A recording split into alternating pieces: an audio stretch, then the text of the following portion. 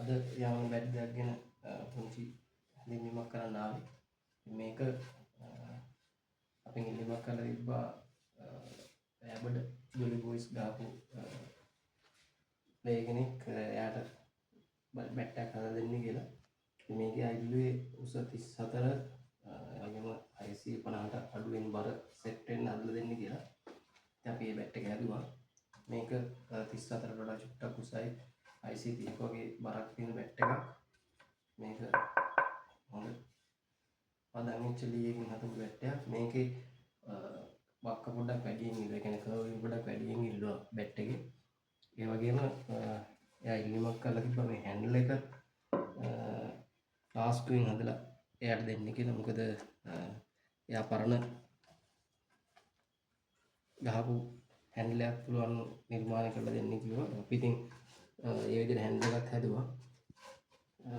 ගොඩක් වෙලාවට ග්‍රිප් එක නැතුව හැන්ඩල් එක පාවිච්චි කරන ප්ලේ කෙනෙක් වෙන්න ඇති. ඒ හින්දා ඉතින් අපි ඒ විදිහට එයාට ඕන විදිහට බැට් එක හදලා දුන්නා.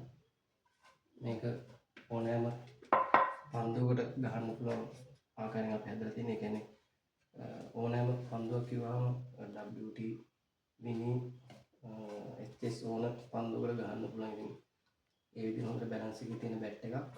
ඉතින් අපි බලමු කමෙන්ට් එකක් දෙයි. බැට් එක ගත්තාම එයාට ඒක සෙට් වුණාද? අපි විතරක් බැට් එක නිර්මාණය කරලා දුන්නාද කියලා. අතට ගත්තාම ඒ වගේම මේක